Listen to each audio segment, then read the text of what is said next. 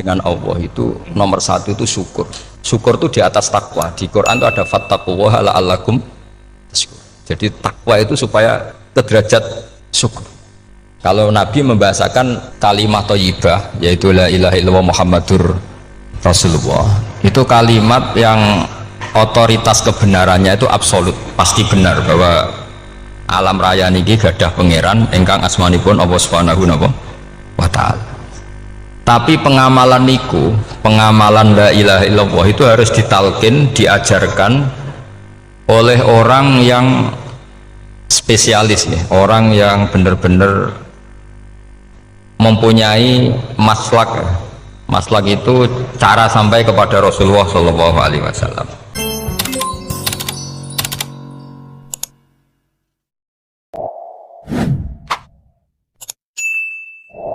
Bismillahirrahmanirrahim. Alhamdulillahirabbil alamin. Wassalatu wassalamu ala asyrafil mursalin sayyidina Muhammadin wa ala alihi washabbihi ajmain. Amma ba'du.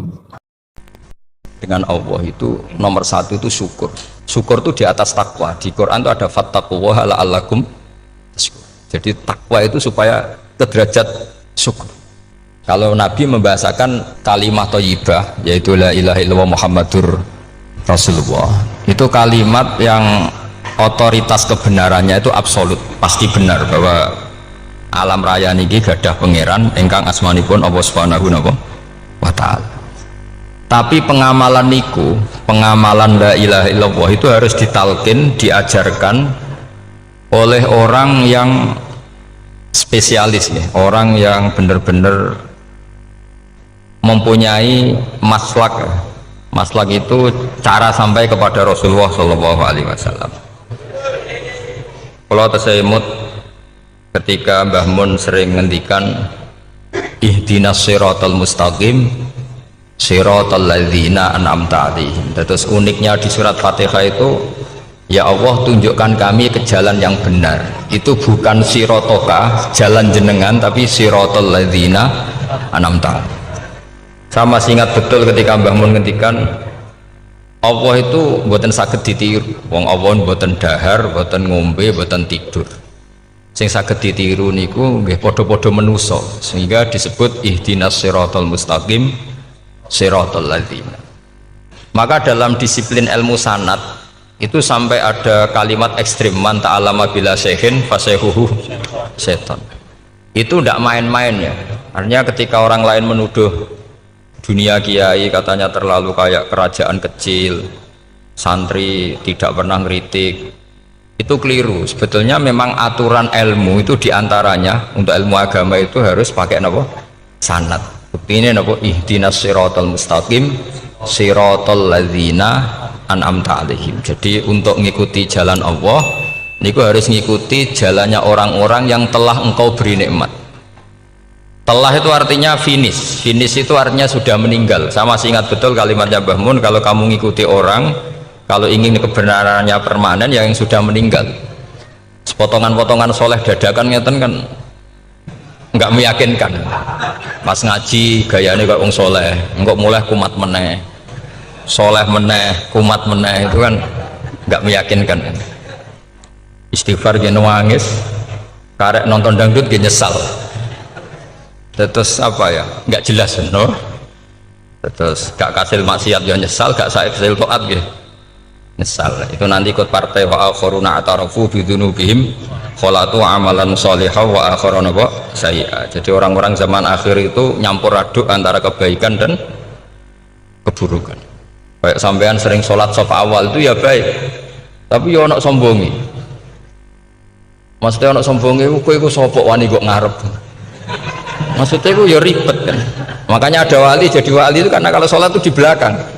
Alasannya aku izin mbek pangeran sawane kok ngarep. Jadi ilmu itu macam-macam. Bapak Rian sering dawuh, nak ana wong istiqomah ngimami masjid itu ya apik. Tapi nak keseringan ya perkarane ambisi mau digenti. Jadi istiqomah itu nak keterusan itu ya dadi ambisi. Mulane gak jelas ngimami masjid terus istiqomah apa mau. Artinya apa? Hidup ini nggak jelas. Justru nggak jelas itu bagus, karena ketok menusane, napa? Ketok menusane. Sehingga dalam ilmu fikih itu lucu. Kalau cerita wali-wali top, Abdullah bin Umar niku semadzhab dengan Abdullah bin Abbas. Mboten seneng urip teng tanah haram. Ketika banyak ulama, banyak sahabat seneng hidup di tanah haram, alasannya sholat di tanah haram itu seperti 1000 napa? Sholat. Tapi yang dipikir beliau bukan sholatnya, maksiat di tanah haram juga lipatannya sama. Maka rumahnya Abdullah bin Umar itu pas ning perbatasan. Nak sholat mbek bojone ning tanah haram, nak tukaran metu.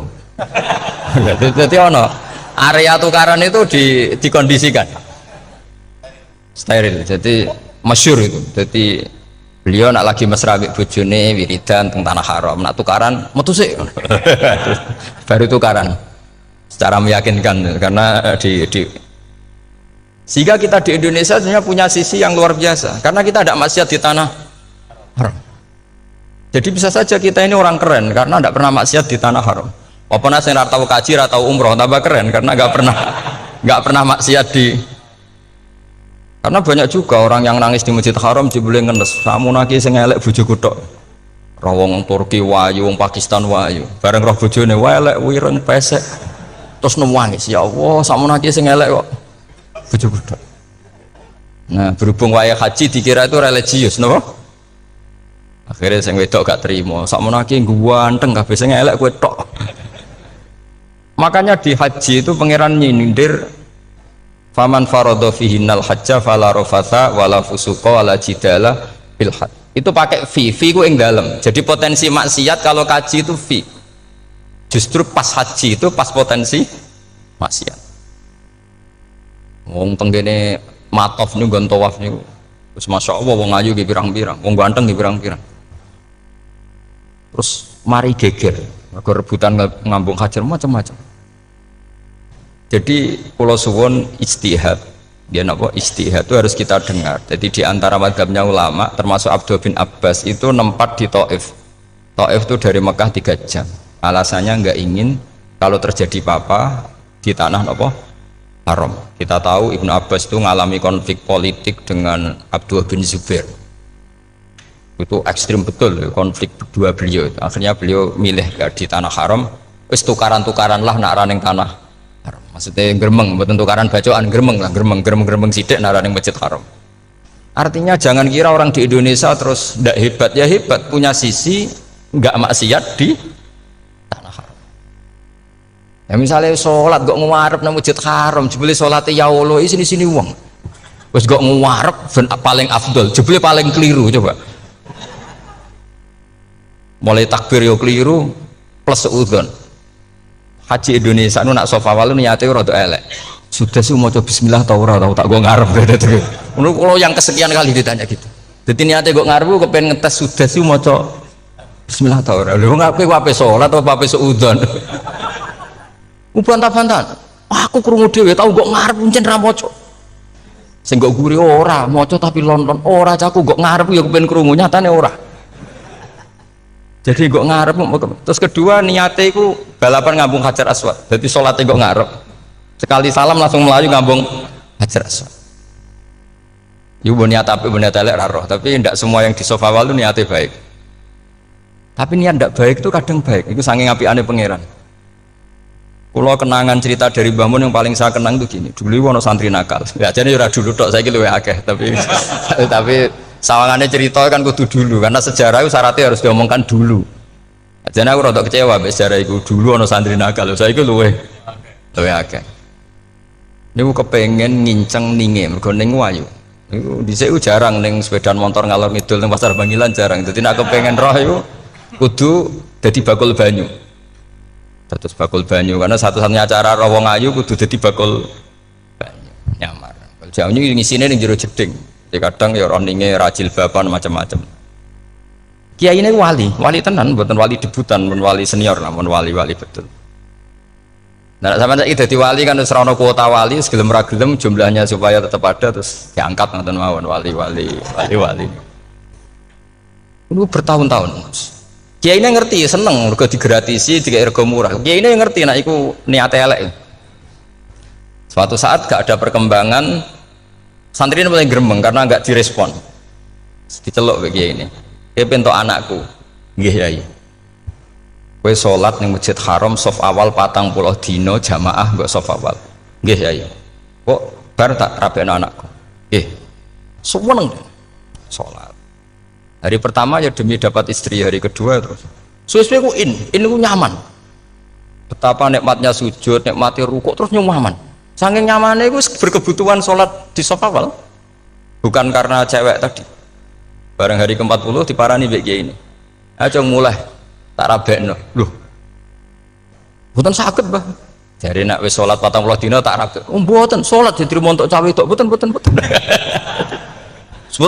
Ngenyak uang salat diterima dijoli. Jadi orang nggak bener itu kadang ya jadi bener. Jadi wali kadang daftarnya lewat bakul banyu, terus kadang rodok delok wedok sithik-sithik, tapi nak pangeran ngangkat kira kurang coro. Jadi wali can iki. Akhirnya kiai ini sing nangis. Cung gelem le cok kamu pede mantu wong. Iki gak gelem-gelem tenan. Ngenyak uang salat diterima dijoli. Wah, itu luar biasa. Terus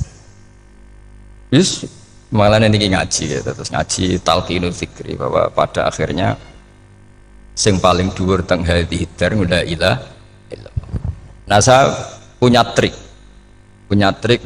cara untuk sampean supaya la ilaha illallahnya itu sah dan meyakinkan. Nah, cara hakim itu sah dan kitab yang sering dibaca Mbah Mun diantaranya untuk kalimat itu kitab Zadul Ma'ad. Iku nak nerangno la ilaha illallah niku luar biasa. Itu kitab kesayangannya Sayyid Abdul Al-Haddad. Beliau ngendikan di antara kitab kesukaan beliau selain Ikhya itu kitab Zadul Ma'ad. Itu beliau kalau ngendikan bihadihi, ya maksudnya bihadil kalimah ussisatis samawati wal ardu. Jadi langit bumi dibikin. Jadi beliau mulai berpikir pertama gini, surga dibikin dengan segala kemewahannya itu bagi yang tasdek liman saddaqa bila ilaha illallah wa liman amana bila ilaha illallah. Neraka yang dibikin sebegitu ekstrim sampai anak wong dicemplung ngenteni 70 tahun lagi ceblok. Wah, itu serah kebayang carane gawe. Entakno bego kan itu. Jadi barang nak diceblokno ning neraka itu cebloke tok ngisor ngenteni pinten? 70 tahun. Makanya kemungkinan keluar dari neraka itu kecil. Agak untuk syafaat itu kecil. Wong wis ora iso kebayang kan. Itu pun diciptakan untuk yang menolak dalil. Jadi surga dibikin ya lihadil kalimah, neraka dibikin juga lihadil kalimah. Jadi hadil kalimah itu mizan, ini ukuran. Yang nerima masuk surga, yang menolak masuk neraka. Hisab juga gitu, ada hisab itu ya karena kalimat la ilaha illallah. Orang kafir itu nanti tidak dihisab. Nah cara Ibnul Qayyim, hadisnya nggih ngoten. Ulaikal ladzina kafaru bi ayatina rabbihim wa liqaihi fahabitat a'maluhum fala nuqimu lahum yaumal qiyamati wasna. Ya lucu tuh, masuk Fir'aun dihisab. Kan sekarang rokok kan, jadi hisab itu nanti itu yang nggak jelas-jelas. Makanya sama berhati-hati itu potensi dihisab. Jadi yang jelas itu ada hisab. Masuk kaji Nabi dihisab kan tidak mungkin. Nabi Ibrahim masuk dihisab. Fir'aun masuk karena yang jelas surganya tidak dihisab, yang jelas nerakanya juga nggak dihisab. Dan nak sing pengajian yo teko, dangdutan yo teko lah ini yang ini yang itu. Ya itu hisab itu. Dulu biskop ya bayar, mlebu masjid ya bayar. Cuma ada biskop 10.000, nak ning masjid 2.000. Itu ya hisab itu nanti.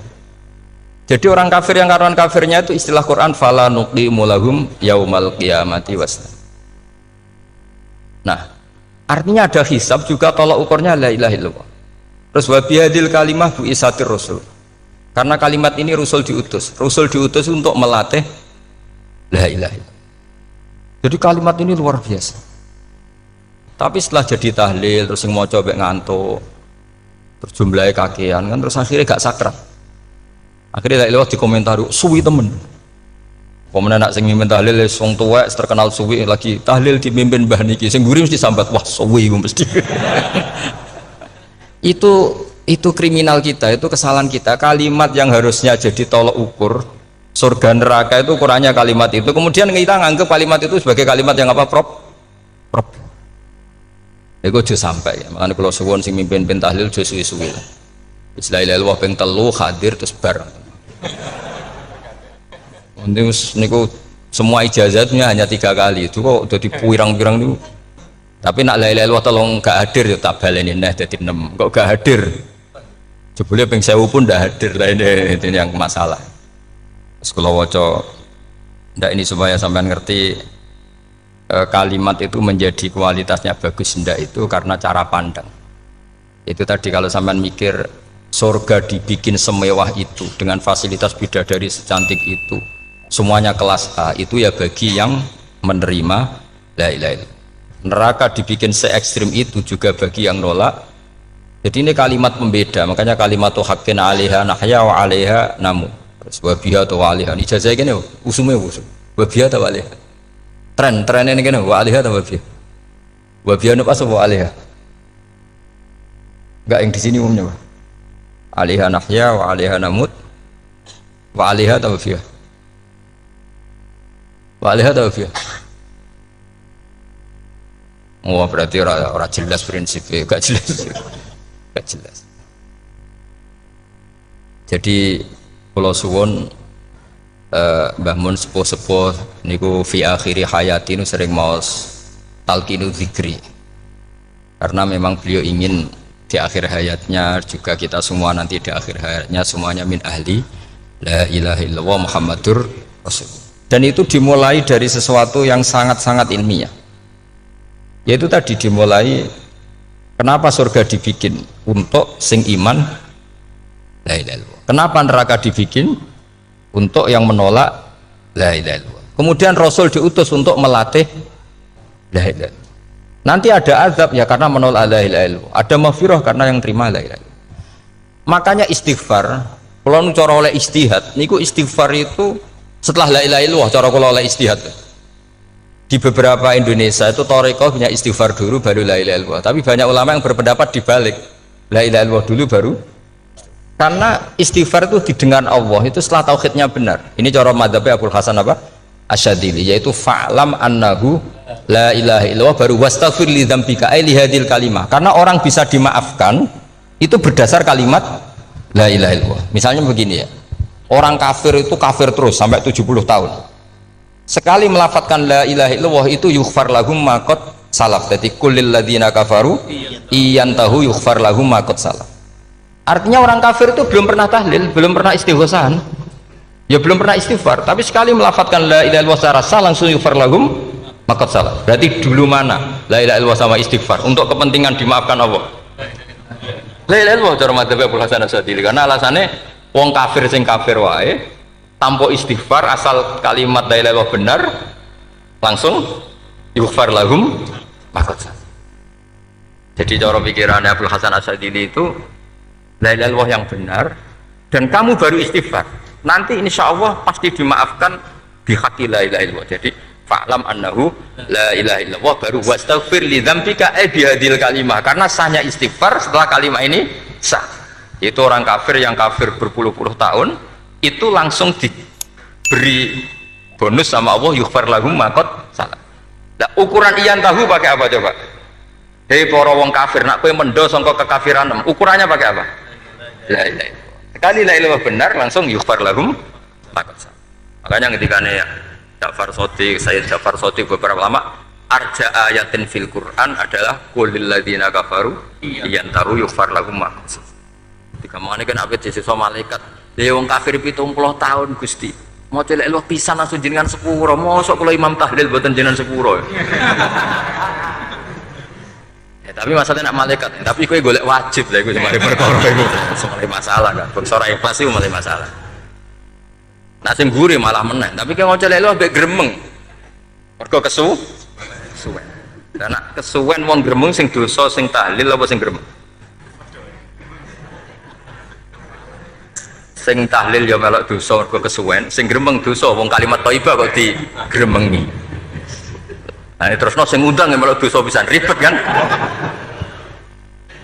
Ya ora ono fikih ngono ya ora ono. Maksudnya kalau cerita daripada rawan dosa ya mendingan la ilaha illallah sing ora gremeng. Carane piye? Sing mimpin ya sing fasih sing cepet. Insyaallah. Oh teng desa kula anggere muni tahlil ben Gus Wak suweneng kabeh, mesti cepet. Jamin mesti cepet. Kalau ya sering ngomong, aku cepet lah luwih mati sing suwi. Mergo suwi mari dosa gremeng ya perkara. Kiai kan do sungkan mek kula. Nah, tengah adat masyarakat kan nggak sampai gue sampai anak kiai kan sungkan tadi kiai sing tua-tua akhirnya melok cepet. Dan ini harus dielmoni. Saya ulang lagi ya. Sebetulnya dalam Thariqah Syadziliyah itu la ilaha illallah dulu baru istighfar. Alasannya apa? Sihhatul istighfar itu ba'da sihhati la ilaha illallah. Jadi dia mau nggih qulil ladzina kafaru iyantahu yughfar lahum ma qad salaf. Saiki intiha anil kufri, berhenti kekafiran dengan kalimat apa? La ilaha illallah. Itu langsung yughfar lahum ma qad salaf. Dan Allah ngendikan fa'alam annahu la ilaha illallah baru wastaghfir lidzam. Ai bihadil kalim.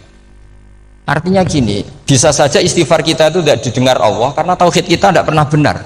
Mau ngelafat notok tapi tauhidnya tidak benar. Maka terus dibutuhkan latihan-latihan dari ahlul ilmi, misalnya kayak Imam Sanusi, kayak Imam Asy'ari, itu pelatihan-pelatihan la ilaha illallah dengan pemaknaan yang luar biasa. Misalnya begini, ambil saja la ilaha illallah itu dengan makna seperti ini. Tidak ada sesuatu yang maujud kecuali disebabkan oleh yang super maujud. Alam raya ini, langit bumi ini kadung berstatus maujud. Kan nggak mungkin yang maujud diciptakan yang tiada. Nak ngono mau hadhil maujudat khalaqaha wajibul wujud. Lah wajibul wujud ini yang bernama Allah Subhanahu wa ta'ala. Maka kualitas Anda iman tuh lebih tinggi. Selama ini kan enggak. Orang no pangeran kecuali Allah. Terus Allah itu yang siapa? Ya Allah yang siapa itu harus kamu berani mensifati. Allah belum pernah menceritakan dirinya di Quran kecuali beliau dia mensifati zatnya. Saya adalah sing khalaqas samawati wal arda misalnya. Saya adalah zat yang begini. Karena itu dengan cara itu bisa dikenali. Ya, dengan cara itu bisa dikenali. Makanya Allah itu harus kita kenali, yaitu lewat ma'rifatullah. Ibadah tertinggi adalah ma'rifatullah. Ya caranya ma'rifat tadi dimulai. Gak mungkin alam raya ini kemudian diciptakan oleh al-adam, sesuatu yang tidak ada. Pasti yang namanya maujudat diciptakan yang maujud. Karena maujud ini maujud pencipta harus super. Lah super itu bahasa Arabnya wajibul wujud. Karena pencipta harus awal. Gak mungkin Fir'aun itu Tuhan lahirnya di bumi, berarti dulu buminya ketimbang Fir'aunnya. Tuhan-Tuhan yang lain juga begitu, masa dulu buminya ketimbang Tuhannya. Makanya Allah pasti Tuhan betul karena bersifat awal, bersifat qadim. Nah kalau kamu mulai latihan gitu, iman kamu itu bil bayyinah. Dan syaratnya iman yang benar adalah bil bayyinah. Bayyinah itu jelas welo-welo. Makanya semua nabi memaklumatkan diri, qul inni ala bayyinatim mir rabbi. Lam yakunil ladzina kafaru min ahlil kitab wal musyrikin munfakina hatta ta'tiyahumul bayyinah. Jadi kamu harus punya otoritatif kebenaran sing sampai welo itu layak balus syak kawal irtiyab, sudah agak bisa ragu lagi. Nah saya khawatir kalau kita sudah tidak ngaji seperti ini, la ilaha illallah itu mau rutinitas. Pemenang nak kasiat ribet meneng. Nak diwaca 1000 kasiat ini, nak diwaca 2000 kasiat. Wah itu ngawur lagi. Saya itu kemarin ketemu banyak orang pintar lah di Jogja. Itu saya cerita, mereka tanya saya, Gus kenapa engkau jarang berdoa? Saya bilang saya itu sering berdoa, cuma mungkin Anda tidak tahu kata saya. Doa itu syaratnya harus setelah sihhatil iman, imannya itu benar. Dulu ketika Gerwani itu kampanye komunis itu gitu, anak-anak kecil disuruh memejamkan mata, ayo kamu minta permen sama Tuhan. Ternyata nggak dapat permen, suruh memejamkan mata lagi, coba minta sama bu guru, terus dikasih apa? Permen. Oh berarti yang ada bu guru bukan Tuhan. Artinya apa? Kalau umat Islam ini Islam ini kamu jual dengan doa, kemudian doa dipakai tolok ukur Islam bener apa enggak, habis kamu. Banyak orang ingin jadi Kapolri, jadi gubernur, jadi apa, seundang orang-orang kondungo. Terus nyangoni akeh gak mandi, mesti dihujat deh. Dan sing donga yang ngerti nak ramandi, potongan wong seneng duit itu kan insya Allah ramandi lah kan kira-kira gitu. Jadi korbannya itu Islam kalau terus menerus doa yang dipakai apa? Transaksi. Maka doa itu nomor 2 atau 3, nomor 1 itu ya iman tadi, ma'rifatullah itu nomor 1. Bukan doa, karena kalau doa dijadikan nomor 1 takutnya itu dipakai ukuran. Makanya ketika orang kafir minta sama Nabi, minta itu ya bahasa Arabnya doa. untuk mengubah Mekah jadi begini, untuk mengubah Mekah jadi makmur, jadi ada sungainya, roh. Nabi gak mau. Padahal Nabi kalau doa pasti mustajab apa enggak? Tapi andekan itu diturutin, maka ukuran iman selalu pakai doa. Dan itu bahaya jangka panjang, karena Nabi pirsa pengganti beliau-beliau kamu-kamu yang nanti doanya tidak mandi, itu bahaya, itu tidak prospek cara hitung-hitungan. Iya nak zaman Nabi donga mesti mati. Nak ketika era sampean kena kiai tenan Pak, kalau donga ana sugih, ana sugih kira kiai kan ribet, mungkin dhewe kiai ora sugih kan ribet kan. Maka kita sebagai ulama itu punya hitung-hitungan. Nah beda dengan pakai ma'rifatullah. Misalnya begini, ini contoh paling gampang. Orang kafir itu dulu mengukur kebenaran Muhammad, mereka tentu manggilnya Muhammad. Muhammad, kalau kamu mengklaim bahwa orang mati bisa hidup lagi, coba mbah-mbah kamu yang sudah mati bangunkan. Kalau bisa berarti kamu benar, kalau ndak ya ndak. Pertanyaannya itu yang faktu bi abaina in kuntum apa? Sodikin. Pertanyaannya, ngukur kebenaran dengan cara itu yang bikin standar siapa? Nah, Nabi itu sempat terdesak karena itu dipakai ukuran. Tapi kalau pakai ilmu mantek, jawabannya lebih gampang. Ngukur kebenaran dengan cara itu versi siapa? Versi saya. Kamu benar itu kalau bisa membangkitkan orang mati. Terus dari Nabi, ya kalau versi kamu ya kamu yang membangkitkan, nanti ditanya bareng-bareng. Loh ini kan kita seperti itu kan, kita sering. Artinya apa? Islam ini yang bisa mengawal hanya ilmu. Doa itu nomor 2, yang bisa mengawal Islam hanya fa'lam, harus ilmu annahu la ilaha illallah. Ketika orang kafir lo tanya, Muhammad kalau kamu Rasul betul, fasayir jibala Makkah, jibalu Mekah kamu jalankan kemudian jadi emas. Dan orang-orang yang mati bangkitkan, kemudian kita tanya, adinuka hakun amla, agamamu benar apa enggak? Nabi andikan minta kira-kira dituruti Allah apa enggak? Pasti dituruti. Tapi masalahnya, masa menunggu itu? Masa Allah menjadi Tuhan nunggu itu? Allah selalu Tuhan baik orang percaya atau tidak. Makanya Allah tidak mau nuruti, karena itu jadi problem jangka panjang. Iya kalau Nabi mustajab doanya, ketus era umatnya seperti ini. Sing kiai ini bendino dalail ora mesti mandi dongane. Gue sasing tirakat lah, gue ora mesti mandi dongane. Nak bab donga niku wis padha wae lah. Misalnya mesti mandi, nak wong waras mesti dinggo donga husnul khotimah, ora dinggo golek sugih, itu mesti amatir. Lah masalahnya nak dinggo husnul khotimah bagi mereka yang kedonyan ya gak ngefek, dianggap tidak prospek. Panjang kan? Makanya itu pinternya Nabi, nomor 1 itu al ilmu, fa'lam annahu la ilaha illallah. Lagi wastaghfir li dzambi. Jadi kalau suwon, kenapa ini cerita Mbah Mun, kenapa akhir-akhir beliau sering talqinu zikri, sering melatih zikir, itu sirinya diantaranya bahwa kalimat ini harus menjadi kalimat super, kalimat sing alaiha nahya wa alaiha namut wa alaiha nub'ats, atau wabiha nub'ats insyaallah ta'ala minal amin. Yaitu tadi, kita sebagai kiai itu ikut menjaga ini, jangan sampai kalimat ini membosankan. Tahlile suwi barbar segitu ono sing nyoal la ilaha illallah Muhammadur Rasulullah lane kurang panjang, wakaf Taurat terus panjang, bahwa agama ini dimulai hatta ta'tiyahumul bayyinah. Jadi sesuatunya harus benar-benar sampai jelas.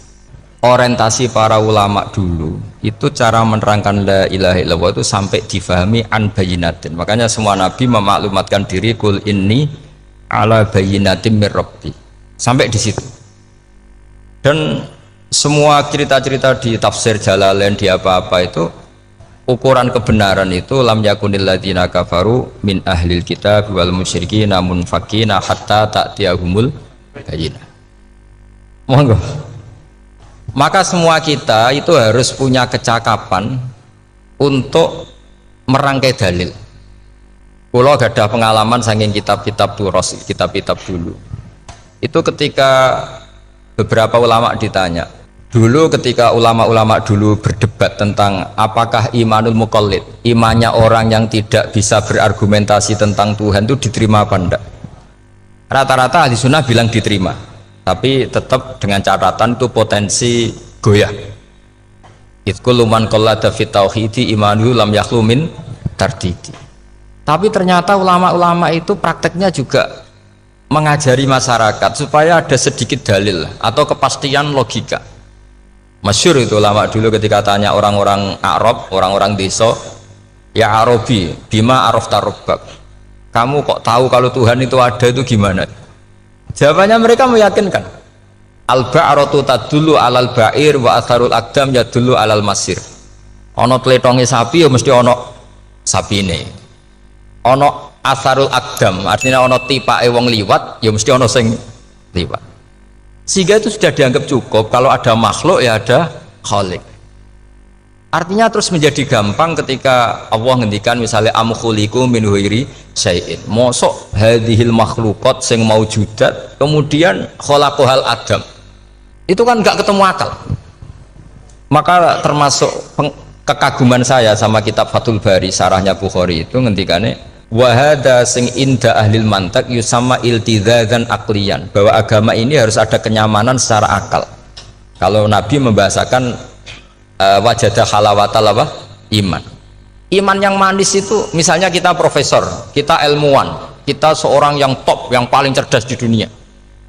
Kemudian kamu secara agama didogma oleh pimpinan agama kamu. Kebetulan pimpinan agama kamu misalnya komunis. Terus diberi ajaran misalnya hadhil maujudat khalaqahal adam, yang maujud ini diciptakan ketiadaan. Kan mungkin profesor lah mesti stres. Piye wong Adam kok ciri utama ketiadaan ya layu asiru saya tidak ngefek. Bandingkan dengan misalnya kita goblok lah, petani lah, wong paling goblok lah misalnya diajari bumi ki ono mbah wonten, terus sing gawe bumi ono ya ono, wong barange ono kok sing gawe ra ono. Lebih gampang. Lah itu cara Fathul Bari. Hadaddin itu mudah sekali. Sahlah qoriba. Kalau dalam baca Said Abdul Al-Haddad itu hadil kalimah sahlah qoriba. Sahlah qoriba itu enak difahami karena ya sudahlah, kalau hadil maujudat ya khalaqahal maujud. Berhubung maujud ini maujud khaliq ya wajibul wujud, kira-kira maujud super lah atau kausa prima atau apa. Jadi segampang itu lama menerangkan tauhid. Nah khawatir saya kalau penjelasan seperti ini sudah hilang terus mau wong takok kasihate nak maca sak mene paket ngene, nak sak mene paket ngene. Lah anak ramadi terus mental. Jute la ilaha illallah ya ngobos. Nah ini kan jadi tersangka. Makanya saya tadi bilang saya berkali-kali saya belajar tauhid, belajar ilmu mantek, itu kepentingan saya hanya satu. Supaya orang familiar dengan logika la ilaha illallah. Itu tadi mulai yang pelatihan kelas ringan, yaitu tadi al-ba'ratu tadullu alal ba'ir wa atharul aqdam yadullu alal masir, sampai pelatihan yang agak berat, tapi sebenarnya tidak berat-berat banget karena tadi am khuliqu min ghairi syai'in, masa kalian semua yang sebegini hebat maujudat kemudian kamu disebabkan oleh sesuatu yang tiada. Iku mbok sampean profesor lah iku ora iso logika, wong barang ra ono kok nyebabno al-aqdam yadullu alal masir. Jadi ono teledong ya mesti ono sapi ini, ono tipak tracaane tak kaki ya berarti ono wong sing barli liwat. Artinya hadil alam ini atharun min athari kudratu.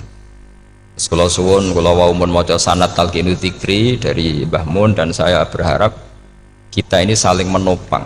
Makanya saya Gus Zofur itu sering belajar mantek sampai belajar usul fikih, karena nggak bisa kita tanpa ditopang ilmu-ilmu seperti itu, tidak bisa, karena banyak khurafat, banyak syubhat.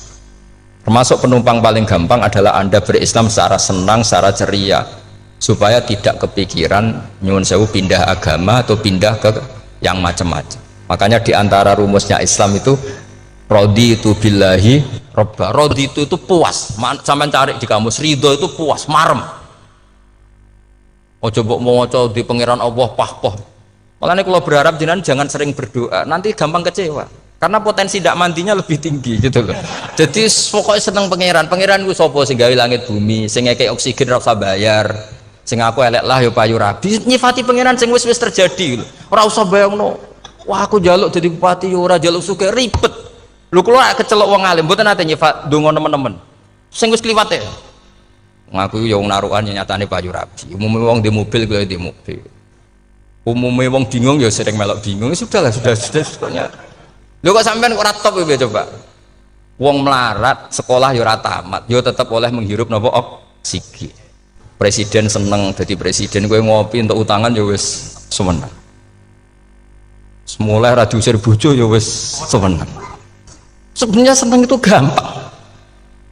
Mbok yo nyifati pangeran sing wis gampang-gampang lah, kayak di Quran itu nyifati Allah itu alhamdulillah alladzi atamani wa saqoni. Aku semelaratlah nyatane kelar mangan. Ya sudah yang gampang-gampang. Lah sampean ndak kakian donga ben sugih. Kula bolak-balik cerita, kula nanti dilani wong elek. Rayu elek sowan kula. Kula kenangan terbaik saya dadi kiai gini. Gus kula dongakno dadi sugih. Tenane, Mbak? Nggih, tak critakno. Nak bojomu iku sugih. Sing pertama ditoto apa? Omah Gus ya, omah ditoto. Suwe-suwe mobil ditoto Alfa. Terakhir sing dievaluasi ku sampean. Omah wis apik, mobil wis apik, sing elek apa? Bojomu mesti sampean kena evaluasi. Iku wis mesti ya udah. Akhirnya Srasito. Jadi kalau nu nate bully tiang terbaik lah. Kenangan saya terbaik jadi kiai ini gini. Akhirnya, iya Gus. Kan gak mungkin. Omah suwapi, mobil suwapi. Coba yang kamu evaluasi apa tuh? Mulai artinya sudah lah, tidak usah kepengen itu dikurangi lah. Hubungan kita dengan Allah itu mensifati itu insya Allah pasti lebih indah.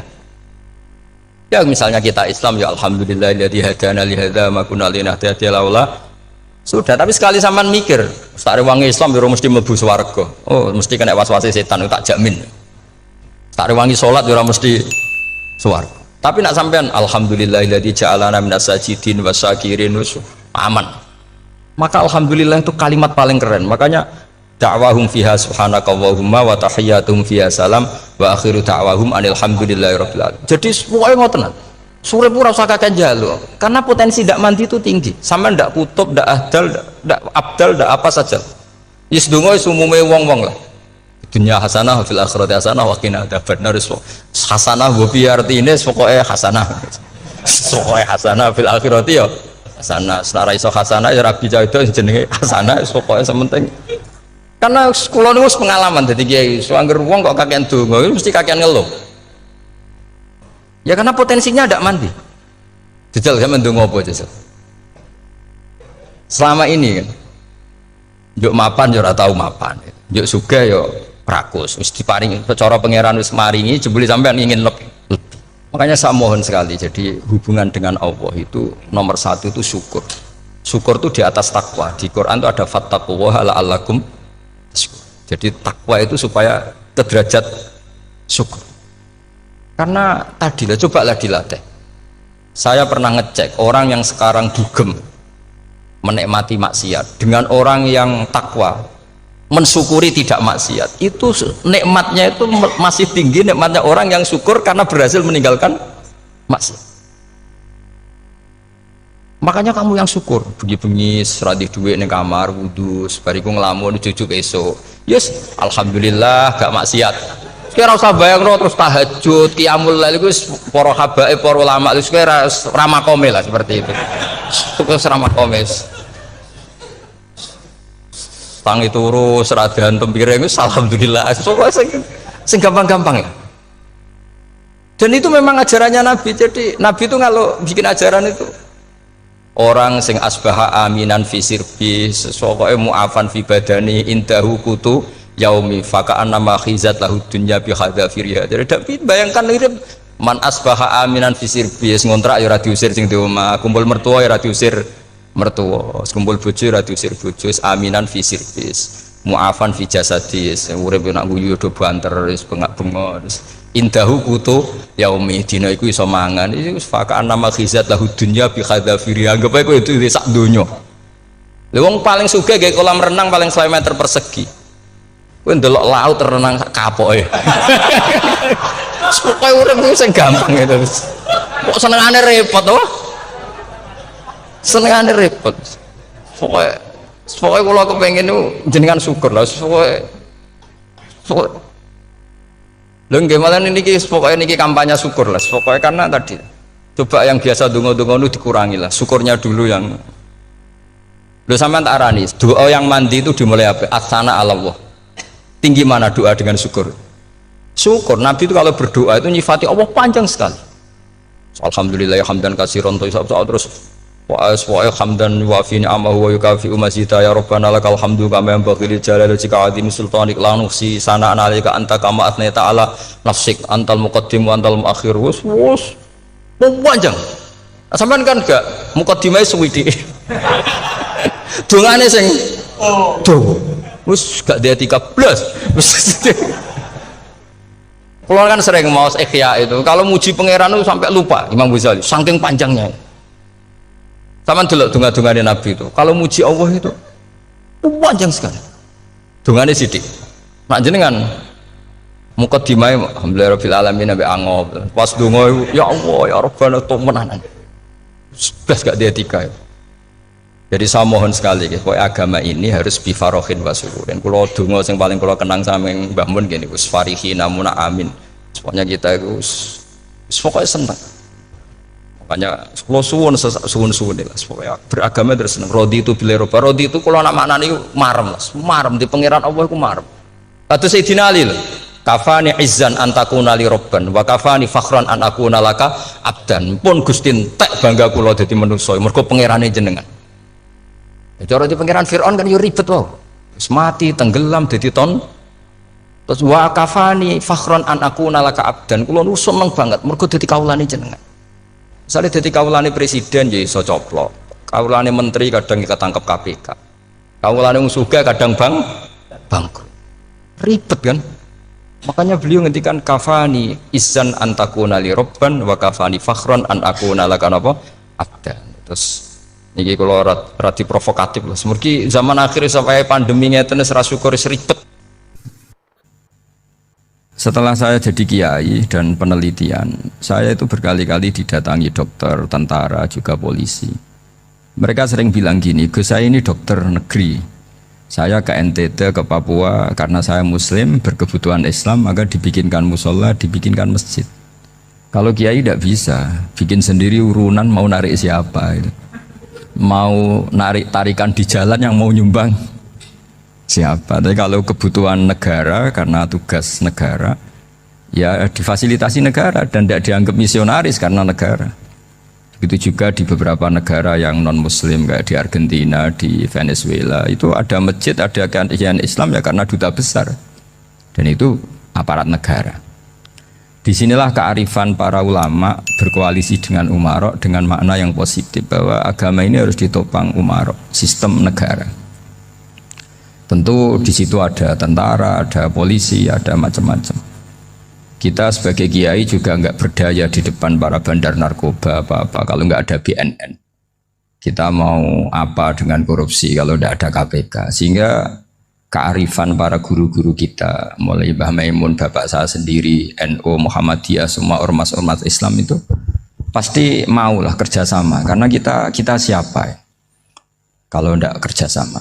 Dan di antara pesan Rasulullah SAW adalah yaduwahi ma'al jamaah.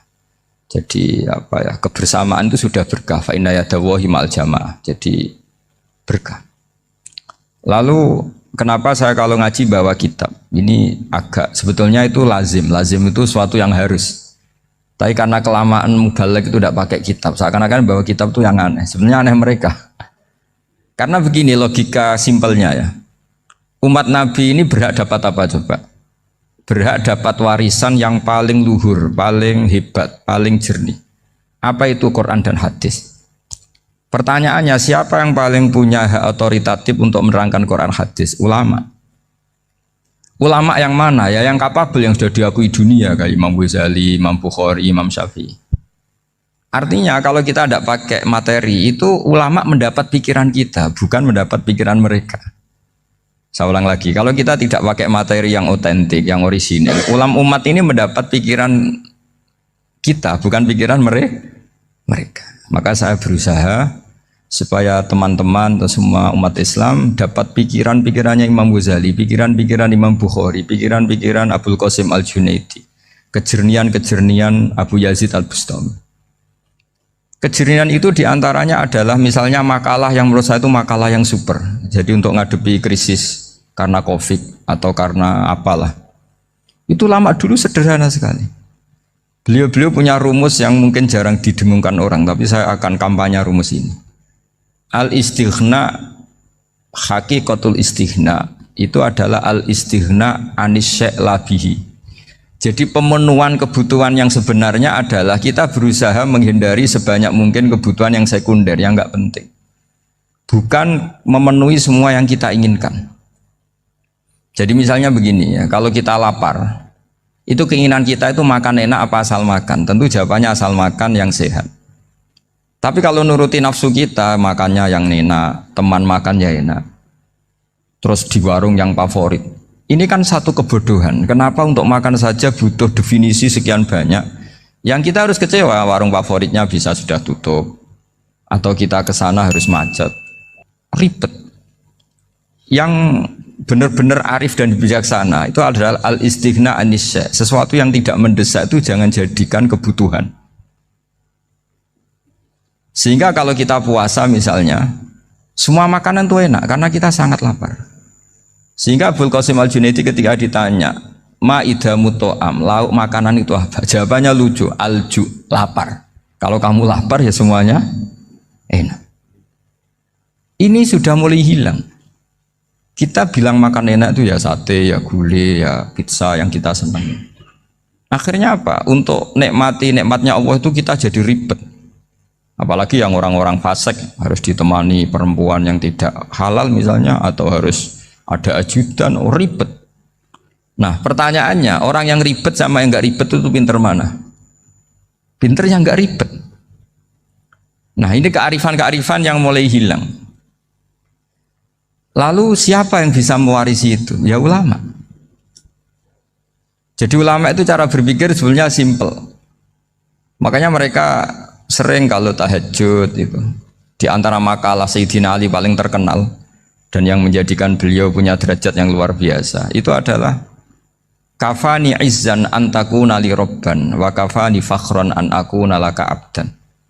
Ya Allah, saya ini sudah begitu mulia, begitu terhormat dan sangat-sangat terhormat karena yang menjadi Tuhan itu Engkau.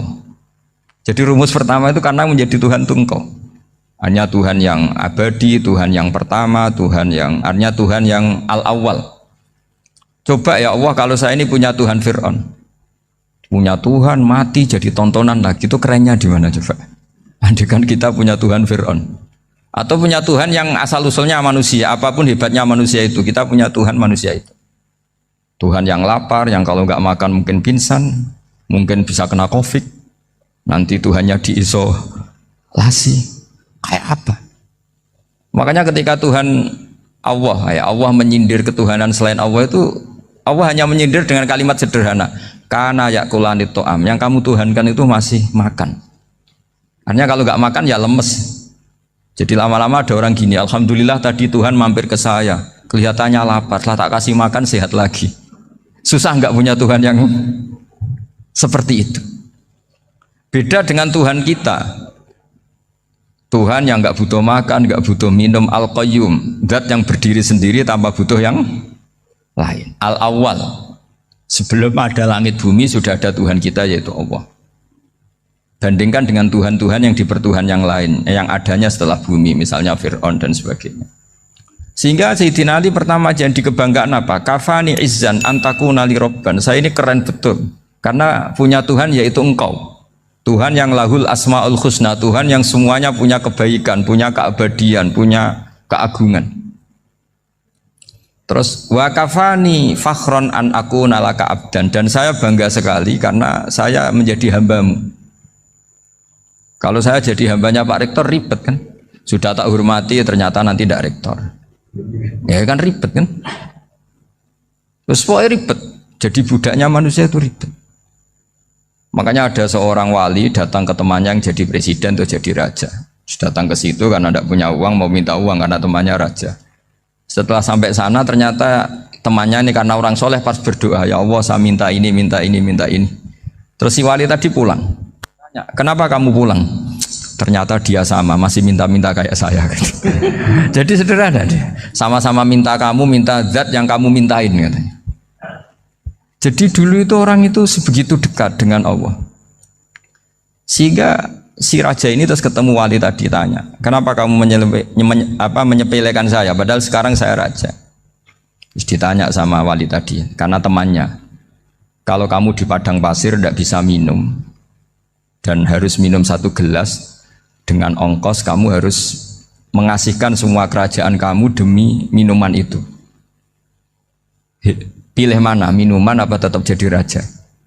Ya saya milih bisa minum. Saya tidak raja tetap hidup, tapi kalau nggak minum mati.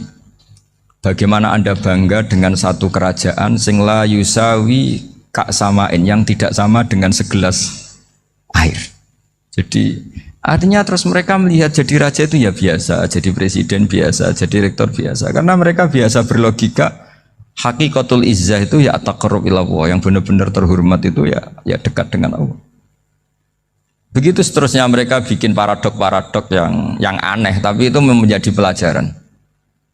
Bapak saya Ki Nur Salim itu senang baca anekdot Nasiruddin Koja.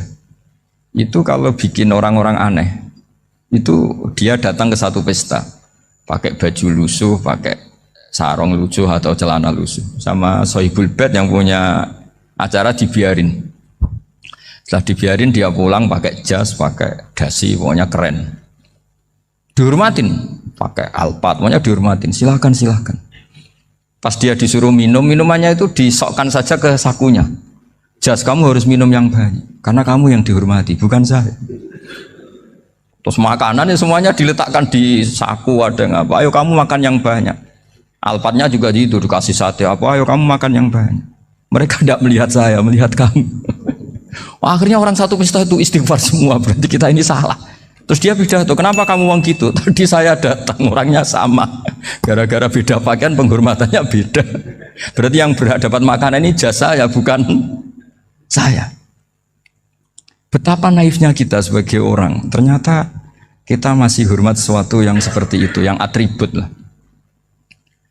Jadi orang-orang sufi itu orang yang bisa menertawakan dunia. Akhirnya ya, pertama dia dianggap orang gila, masa jas dikasih makan, dikasih minum. Tapi secara fikih dia benar, haram dia makan. Karena pas dia datang dibiarin, setelah pakai jas dikasih makan. Berarti hakikat yang dapat rezeki siapa? Jasnya apa orangnya? Jasnya apa orangnya? Jasnya. Jadi itu orang-orang sufi, kearifan orang-orang dulu itu bisa ngelola hal-hal yang keseharian menjadi luar biasa. Ada seorang wali melihat istrinya makan 1 piring, anaknya makan 1 piring. Ditanya, kalian kenyang? Wah, kenyang sekali. Melihat anaknya minum kopi 1 cingkir, senang. Kalian senang sekali.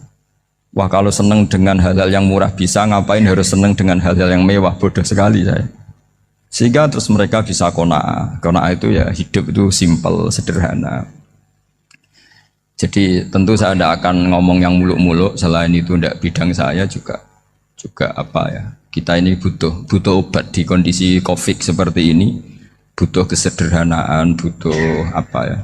Istighna tadi. Kita harus istighna billah an ghairillah. Jadi sudah cukup bahwa Allah ini segalanya. Sehingga tadi saya dengarin himnenya Unisula, yang paling saya kagum adalah dimulai dengan kalimat-kalimat thayyibah. Di antara tugas suci Nabi Ibrahim dan semua nabi adalah wa ja'alaha kalimatam baqiyatan fi aqibi. Nabi Ibrahim itu nabi yang diberi gelar Allah. Dia adalah nabi yang menjadikan kalimat tauhid itu kalimat yang abadi.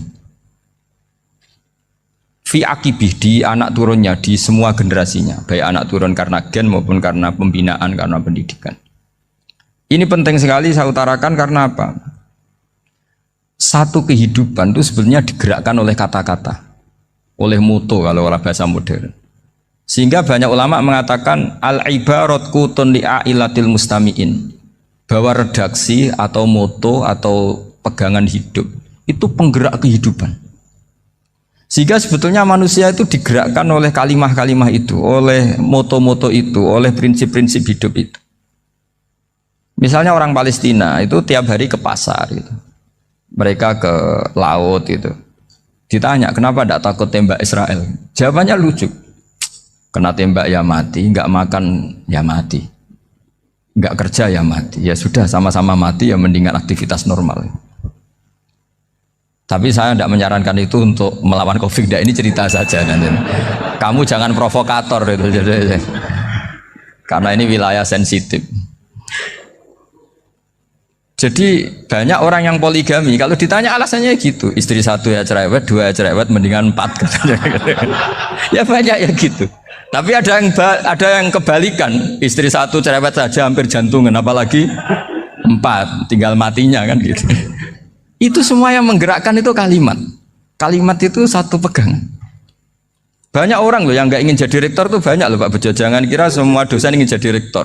Melihat rektor sibuk rapat, mempertahankan reputasi Unisula, terus sering pegang kepala. Ngapain repot-repot? Jadi tukang sapu aja dapat gaji, ngopi, rokokan, selesai. Bodoh amat jadi rektor, mikir orang banyak. Banyak loh orang yang nggak ingin jadi presiden tuh banyak. Karena ngopi nyaman, nggak ada yang ganggu. Mau tidur sampai jam 9 siang juga nggak ada yang ganggu. Sehingga mereka melihat pegawai negeri itu gak keren, orang kok diatur jam, disiplin. Itu memang cara Allah membagi rahmat. Mau kamu apakan coba? Cara syukurnya dia seperti itu. Bapak saya dulu tuh sering ngajarin saya, diajak jalan-jalan pagi-pagi. Melihat orang ngopi, makan uduk itu bapak seneng.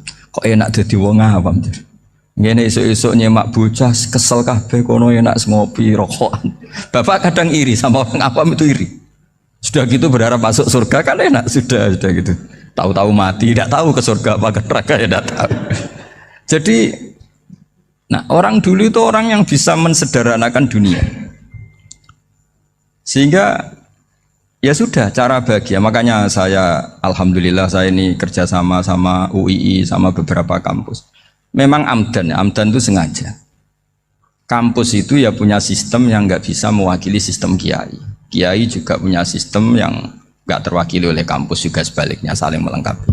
Saya sering ketemu rektor UII, rektor kampus-kampus Islam. Mereka cerita, Gus pendidikan pondok harusnya dimodernkan gini-gini. Saya bilang, kalau pondok modern kayak kampus itu nanti saya ketemu Allah tidak bisa jawab. Kenapa Gus? Saya beri contoh gini. Kalau misalnya perempuan perawan lah atau apa saja, namanya perempuan, mau tanya tentang menstruasi atau haid. Kalau semuanya sistem kampus, dia harus kuliah dulu. Registrasi dulu, kuliah dulu, bayar dulu. Dan dapat jawabannya nunggu mata kuliah pas itu. Bandingkan kalau sistem pondok, saya tuh sering ke pasar sama anak saya dicegat sama ibu-ibu. Gus, anak saya ngalami gini-gini, keluar darah terus menerus, nggak 6 hari tapi 1 bulan penuh. Itu hukumnya apa Gus ya? Nanti saya mau sowan ke jenengan. Nggak usah sowan di sini aja. Ya sudah. Sebelum mengeluarkan darah yang rutin seperti itu biasanya haidnya berapa hari? 6 hari ya sudah ikut yang 6 hari, yang lainnya istikhadah. Ngoten tok Gus, ya udah ya. Begitu terus di masalah udhiyah Pak. Ya coba kalau semuanya pakai sistem kampus, daftar dulu, bayar dulu. Jadi ini nggak ada jawabannya, nunggu mata kuliah itu. Baru dapat jawaban, itu biasa nggak sholat bertahun-tahun karena belum ada jawaban tentang itu. Nah itu kalau misalnya orang mati, tahunya cara apa memulasara jenazah itu nunggu kuliah dulu, pas mata pelajaran itu dulu, baru menangani orang mati. Berarti orang mati itu tergeledak semua. Tapi kalau kiai kan enggak. Kesini orang mati terbakar, kalau dimandiin malah badannya copot-copot, itu gimana hukumnya? Ini ada orang mati Gus Kendat, ini disolati apa enggak? Ada orang mati apa itu oplosan ya, itu disolati enggak? So sering ditanya gitu. Gak usah registrasi Pak Rektor, gak usah registrasi, gak usah daftar, gak usah seminar. Makanya kalau orang kampus wani kiai itu ya kualat tenan gitu, karena ini yang on time ya. Tapi pondok seperti saya ya ikrar seikrar-ikrarnya pentingnya kampus karena melatih efisiensi waktu, disiplin, tata kelola manajemen sehingga kita ya hormat. Tapi tadi kita harus saling melengkapi sehingga saya tunjukkan ke publik bahwa saya hormat sekali sama polisi, sama tentara. Coba kita bisa apa ngadepi bandar narkoba kalau enggak polisi? Bisa apa coba menjaga NKRI kalau enggak tentara? Begitu juga ya sudahlah kita memang fa inna yadallahi ma'al jamaah, kita berkah itu kalau bersama-sama, enggak bisa kita sendiri. Nah lalu orang kayak saya itu ya beberapa kali sebetulnya saya itu ditawanin jadi doktor honoris causa apa. Kekhawatiran saya satu Pak Bejo, takut pas nggak punya uang itu dokter gak di duit kan gak pantas gitu. Jadi repot gitu, daripada beban lah sudah lah nggak usah dokter. Jadi kalau nggak punya uang ya pantas, terus kalau ngebis ya pantas. Suatu saat kalau mati nggak ada yang hadir ya pantas, nggak dokter gitu. Kalau sudah doktor kok masuk neraka, dokter kok masuk neraka, kayaknya apalagi rektor kampus Islam kok masuk neraka itu kan kok kayak nggak pas itu. Misalnya rektor Unisiola ditanya mungkar nakir nggak bisa kan kayak gimana gitu. Makanya harus sering ngaji saya supaya nggak malu di depan mungkar nakir. Masa rektor ditanya mungkar nakir nggak bisa. Harus berani bentak, ini saya rektor loh Pak mungkar nakir. Masa kalau wali-wali dulu berani. Masyhur di cerita wali-wali ditanya marabbuka manabuka. Saya ini guru tauhid. Kok kamu tanya marabbuka manabuka yang ngelotok? Kok kamu tidak pernah ngaji enak aja tanya. Jadi wali-wali itu ya rileks ngadepi mungkin. Saya yakin rileks wali di Bang Pak Rektor. Saya yakin itu. Karena wali itu lebih dekat Allah. Sehingga orang dulu itu saya ulang lagi ya, ada satu kearifan namanya hidup itu apa? Hidup itu adalah cari sebanyak mungkin supaya hidup itu tidak tergantung pada banyak hal. Sehingga misalnya cara berpikir orang-orang modern itu sebenarnya banyak orang-orang ilmuwannya nggak ngagumi Amerika. Bukan karena angkuh ndak. Untuk mempertahankan kebesaran negara sebesar itu, kebutuhan listriknya besar, kebutuhan tentaranya besar, kebutuhan apa? Sementara negara kayak Venezuela atau Swiss kebutuhannya ada banyak. Pertanyaannya, yang tergantung dengan banyak hal sama yang tidak tergantung banyak hal, itu pinter mana? Kalau dibalik pertanyaannya gitu, negara-negara maju itu tidak keren kalau dibalik pertanyaannya. Orang yang untuk mempertahankan eksistensinya banyak, butuh banyak hal, dengan yang tidak butuh banyak hal, itu pinter mana? Orang yang bahagianya nunggu jadi dokter, nunggu jadi kiai besar, kiai viral, dengan orang yang bahagia cukup dengan ngopi, itu pinter mana? Tapi kalau dibalik pertanyaannya, orang yang tahunya nikmat hanya kopi, dengan nikmat yang banyak, pinter mana? Makanya Mbah Mun tuh kalau guyon itu lucu. Aku iku saake ambek wong desa sing mlebu swarga. Saya dulu eskal mlebu swarga kok disakeni. Akhirnya beliau memberi penjelasan. Wong desa iku roe pakanan enak iku mau kopi mbek uduk. Lah swarga iku mau nuruti sing dikarepno. Akhirnya wis mau mangan wis ngopi nguduk ngopi ora roh pakanan liyane iku ora roh. Nasi mandi ya ora roh, pizza ya ora roh apa-apa. Terus saya bilang, wah lah niku nak nganti selera tentang wanita cantik. Iku juga sederhana. Rodok pesek ya wis cantik, rodok ireng ya wis. Apa bidadarinya seperti itu karena saking enggak pengalamannya. Jadi surga itu kan nuruti apa yang diinginkan. Kira-kira keinginan orang kampung kalau di surga itu apa coba? Makanan apa coba? Ya nak senengnya ketemel gemblong itu. Artinya malaikat lebih suka nangani surganya orang-orang kampung di Bang Pak Rektor. Ini sudah ribet ini. Makanan apa saja sudah dicoba ya. Terus kalau di mall tahu orang macam-macam, seleranya macam-macam pasti. Enak mana kalau sampai jadi malaikat pelayan surga? Suka ngelayani orang kampung apa yang orang kota? Orang kampung kan? Jadi ya itu guyon ya, guyon tapi itu menjadi pikiran kita bahwa orang yang banyak kebutuhan itu sebetulnya banyak kebodohannya karena menggantungkan kebahagiaannya dengan banyak hal. Makanya Imam Syafi'i ngendikan istighna itu apa? Al istighna anisya'i. Yang dikatakan kecukupan adalah berusaha sebanyak mungkin banyak hal tidak kamu butuhkan. Bukan memenuhi semua kebutuhan kamu karena nafsu kamu ini tidak ada batasnya gitu. Kalau kamu penuhin nggak akan selesai. Itu ada perempuan yang kurang cantik itu minta doa saya, Gus doain suami saya kaya. Terus tak guyonin, terus nggak minta. Kalau suami kamu kaya, yang pertama dirubah itu apa? Rumah Gus, supaya rumah saya bagus. Kedua apa? Mobil, supaya mobil saya bagus. Nanti yang dievaluasi itu kamu. Mobil bagus, Alphard, rumah mewah, istrinya kamu pasti itu dievaluasi. Langsung nggak usah, sudah gini aja kan. Jadi pertama yang dievaluasi itu kaya itu, coba kalau suami kaya itu yang dievaluasi pertama rumah ya, rumah ganti. Setelah itu apa? Mobil. Kira-kira berikutnya akhirnya harus bagus, nggak jadi. Nabi Ibrahim itu pernah minta umur panjang, keren umur panjang. Sama Allah nggak dijawab. Datang orang tua gitu mertamu ke Nabi Ibrahim. terus disuguhi dikasih kurma. Apa itu? Kok kurma apa? Anggur yang sudah matang sekali, sudah dimakan. Setelah dimakan meler keluar lagi, dimakan lagi meler lagi. Terus Nabi Ibrahim masuk lagi ke kamar. Ya Allah, doanya tak cancel. Nanti kalau saya tua kayak itu. Jadi Allah itu nggak jawab langsung tapi ngirimkan itu. Akhirnya ya Allah nggak jadi. Nanti takut itu. Saya pernah ngalami jadi kiai tadi, ada ibu-ibu ya nggak pati cantik lah. Suaminya tuh miskin sekali. Minta doa saya supaya kaya. Bareng tak kasih pertimbangan itu udah nggak usah nggak jadi. Jadi itu kearifan. Tapi kearifan ini harus kita tanamkan. Saya nggak bisa membayangkan Indonesia yang besar ini, andai kan tidak ada qanaah, nerimo ing pantum. Coba sekarang ada COVID. Andai kan Indonesia tuh kayak Perancis. Saya beberapa kali punya tamu orang yang hidup lama di Perancis, bahkan dapat istri orang Perancis. Itu dulu nggak begitu mencintai Indonesia. Tapi setelah di Perancis 2 tahun, wah Indonesia hebat.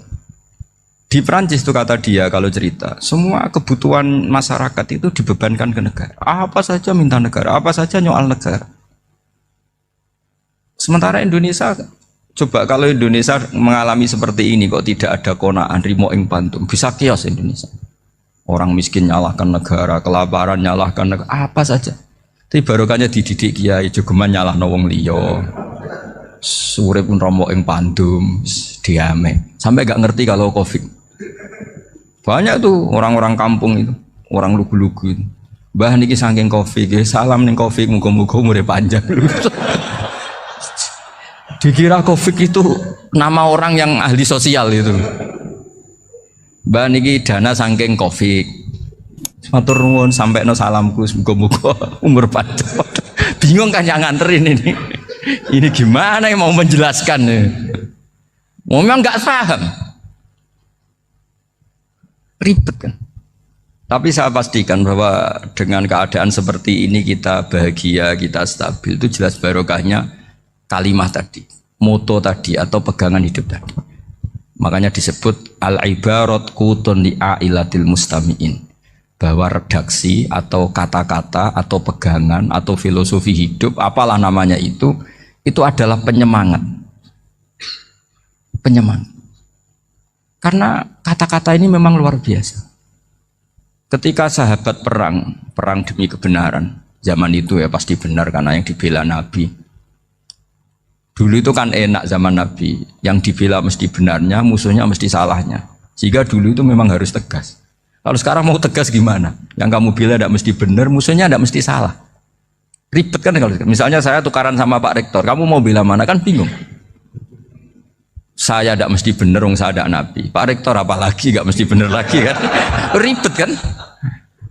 Jadi kalau kita mau perang sekarang itu mau pede gimana? Enggak.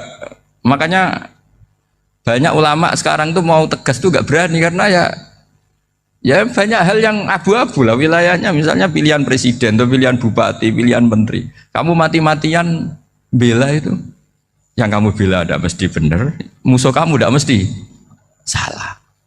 Misalnya pilihan bupati, wah ini kabupaten ini baik kalau bupatinya ini, yang satu bilang ini, terus tim suksesnya kamu tanya, kamu yakin? Ya tidak juga.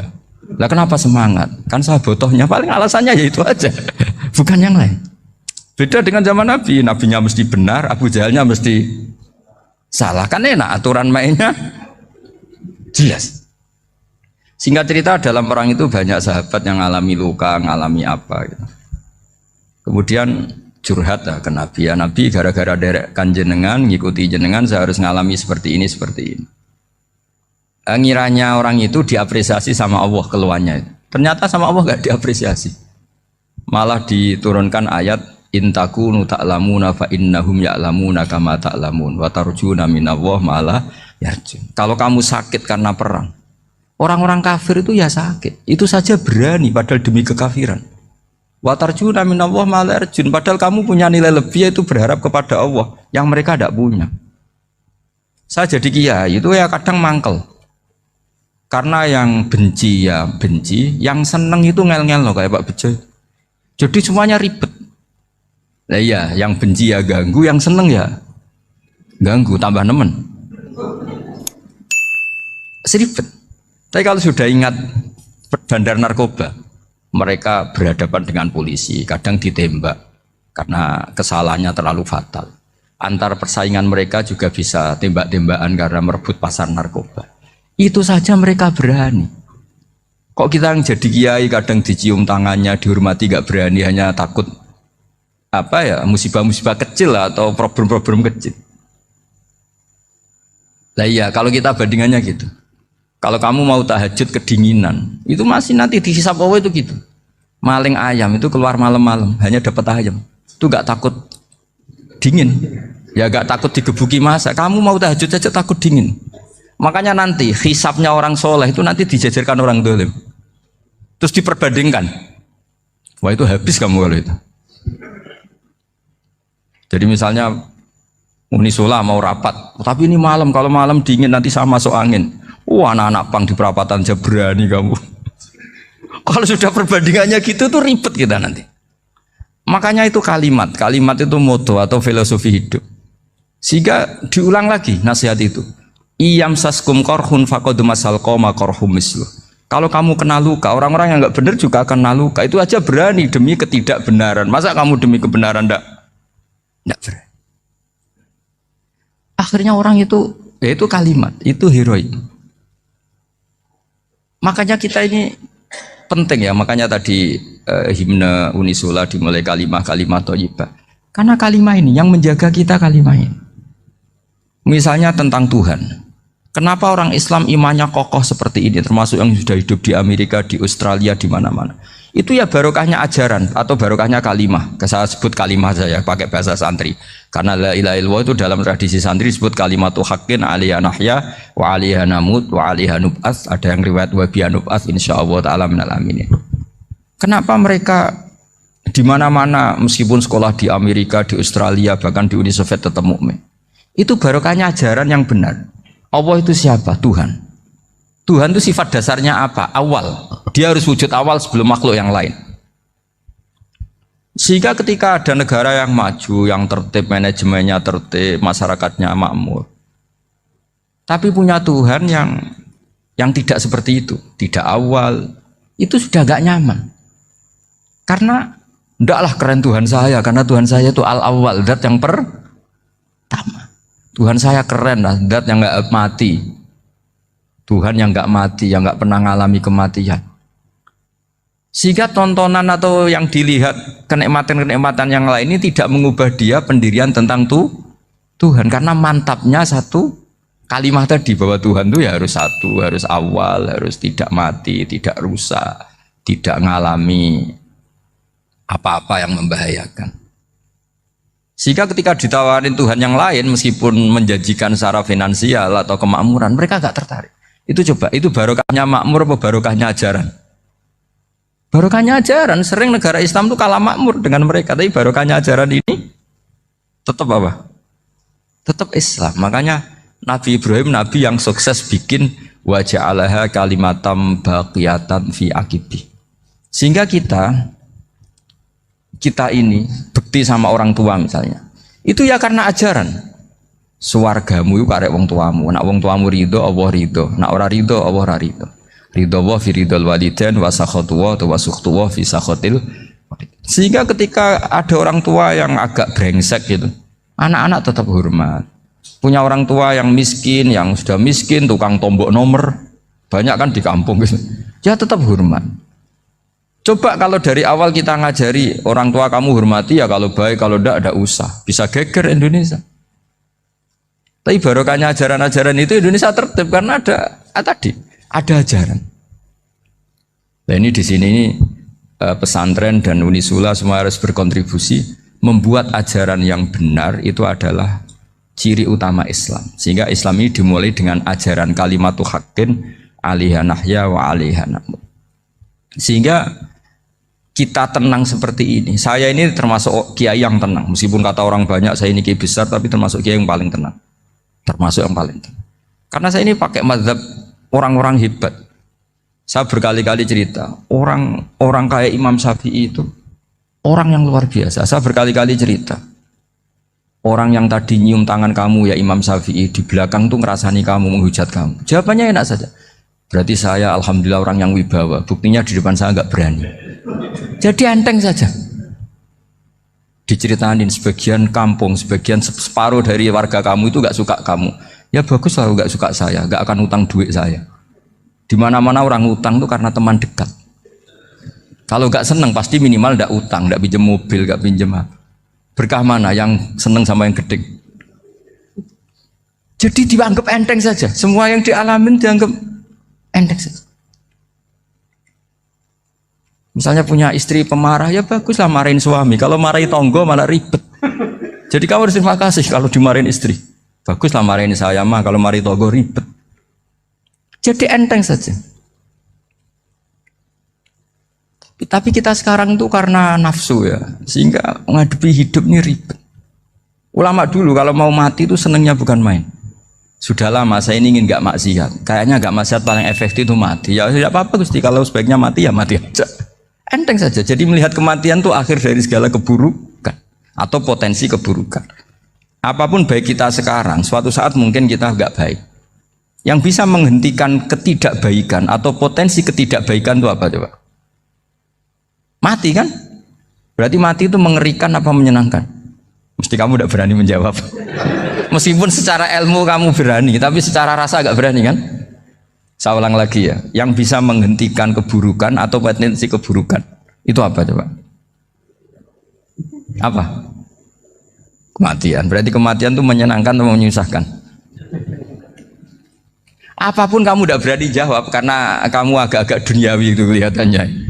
Tapi secara ilmu, kamu tahu kan kalau mati itu tidak buruk-buruk banget. Karena apa? Itu akhir dari segala keburukan. Sehingga Nabi ngajarkan kalimat itu begitu luar biasa. Allahumma ahyini maka natil hayatu khairan li wa tawaffani maka natil wafatu khairan li. Nabi melihat dunia itu begitu indah. Ya Allah, kalau saya ini hidup, anggap saja hidup ini ziyadatan li fi kulli khairin, menjadi modal saya menambah segala kebaikan. Jika suatu saat saya mati, anggap mawon rohatan li min kulli syarrin, itu akhir dari segala keburukan saya. Sehingga mati hidup ya baik karena di situ kita bisa berkontribusi beramal soleh. Mati juga baik karena mengakhiri segala keburukan. Nabi nate ngendikan lagi, ajaban li amril mu'mini inna amrahu kullahu khair. Orang mukmin itu mengagumkan, semuanya baik. In asobathu na'ma syakara fakana khairan lah. Kalau baru dapat nikmat dia syukur, maka itu baik. Wa in asobatu dharra sabara, kalau dapat masalah mereka sabar, itu juga baik. Sehingga orang mukmin dua sisinya pasti baik. Itu juga kalimat, maksudnya moto atau pegangan hidup. Nah berikut ini saya beri contoh, ini kenangan saya, ini contoh terakhir. Masalah jadi orang terkenal maupun tidak. Di sini dicontohkan Imam Ghazali di halaman 367 di kitab saya 367, juznya 3 di kitab Ihya Ulumuddin.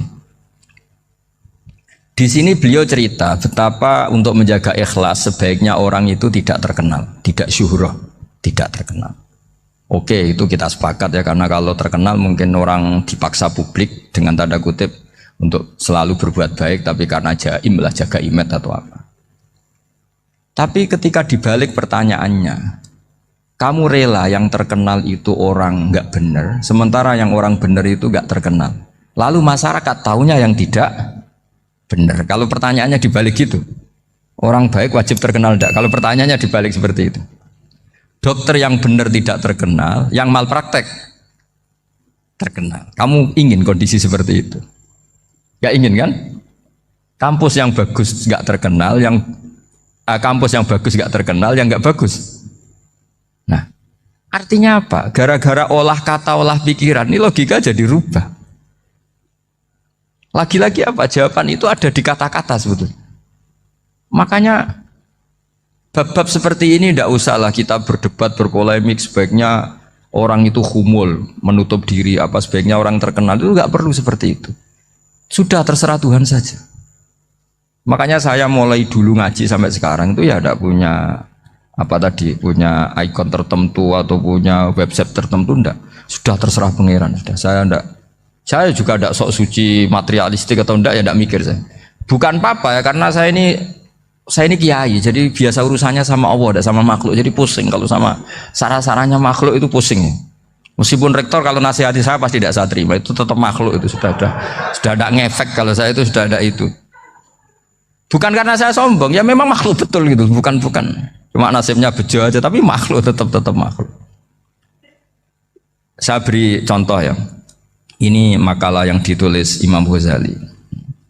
Ya, i'lam aslahaka Allah anna aslal jah wa intisarus sayyid atau sayyidi wal istihar. Wa huwa mazmum itu. Balil mahmudu al khumulu illa man saharahu wa ta'ala li nasri dini min ghairi takallufi talabi syuhrati minhu. Jadi kalau kamu ingin ibadah kamu selamat ya kamu jangan terkenal. Tapi resikonya adalah kalau kebaikan itu tidak terkenal maka agak dikenali. Kalau agak dikenali berarti masyarakat hanya punya percontohan yang tidak baik karena yang baik tidak terkenal. Jadi itulah ulama-ulama dulu. Jadi apa-apa itu dibanding-bandingkan. Kemudian nanti kelihatan jawabannya itu kelihatan. Jadi ulama dulu itu biasa ngarang misalnya afatun nikah, sisi negatifnya nikah. Harus ngurmat istri, harus macam-macam, kalau terlantar itu ya dosa. Seperti tadi Pak Marsudi cerita, kalau orang ngapalkan Quran itu takut lupa, kalau lupa itu jadi dosa. Pertanyaannya, kalau semua orang takut lupa, takut dosa, semua orang nggak hafal Quran karena potongan-potongan lupa. Cara berpikir tidak seperti itu. Kalau berpikir ya namanya hafalan ya inginnya hafal, kan nggak ingin lupa.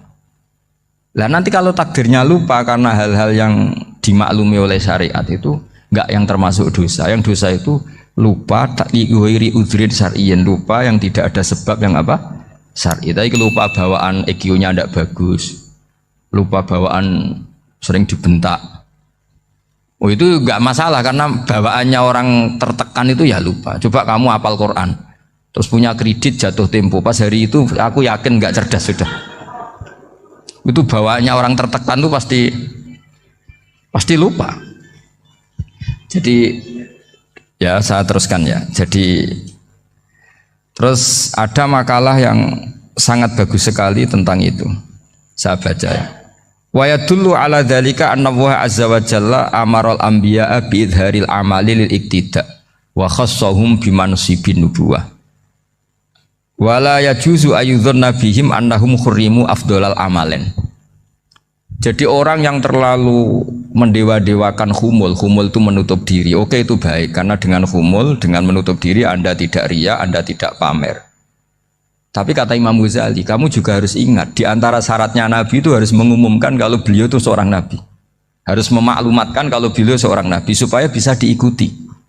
Caranya sholat harus diumumkan sehingga Nabi itu mengatakan harus jamaah.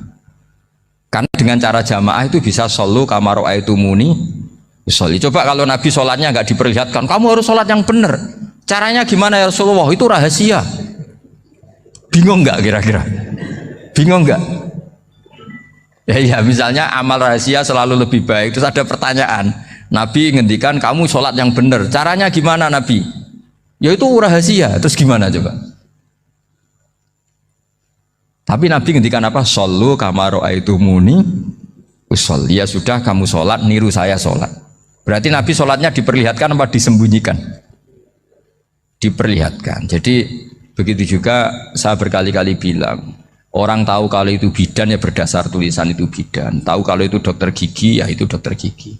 Jangan sampai gara-gara tidak ada tulisan mau beli alat bangunan di dokter gigi. Mau periksa gigi di toko bangunan. Gara-gara apa? Nggak ada maklumat. Nah, di sini ulama-ulama selalu memaklumatkan dirinya. Termasuk Imam Ghazali ketika ngarang kitab dinamai Ihya Ulumuddin, bahwa kitab ini bisa menghidupkan ilmu-ilmu agama yang mulai hilang. Begitu seterusnya.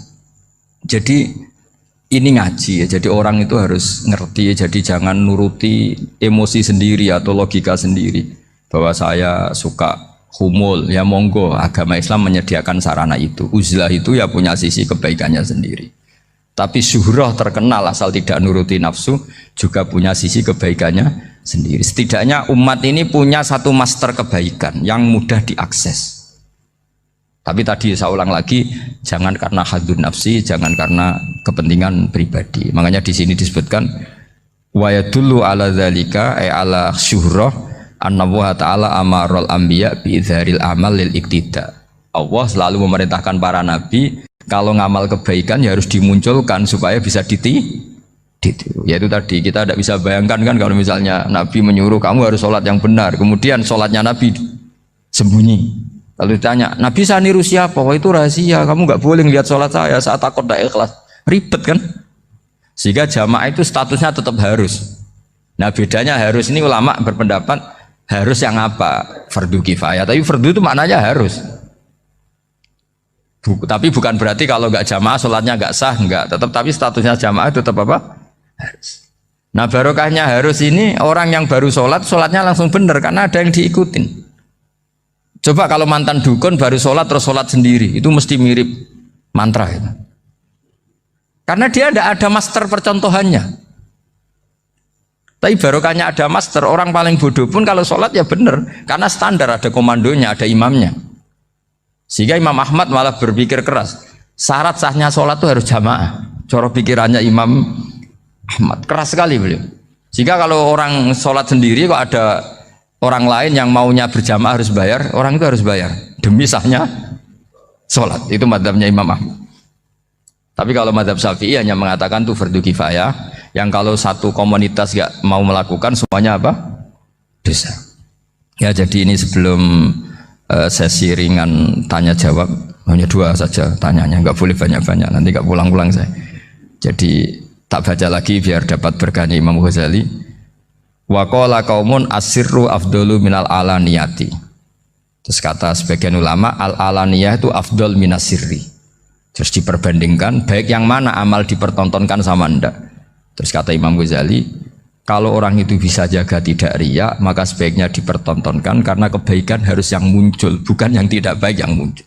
Makanya ketika memaklumatkan diri sebagai ingin jadi generasi khairah ummah, itu kalau diterjemah itu kan wow, khairah umat terbaik itu kan kayak agak angkuh, tapi nggak apa-apa, itu nggak apa-apa. Masa kita kampanye siap degradasi moral kan ya lucu kan, masa jualan gitu kan ya lucu. Kita memang ingin mengkhidmati ummah, berbakti dengan umat, membantu supaya jadi generasi khairah ummah. Nggak apa-apa dimaklumatkan supaya dengan itu umat punya sarana. Oh kalau ingin jadi khairah ummah kuliah di sini, jangan lalu enggak gitu.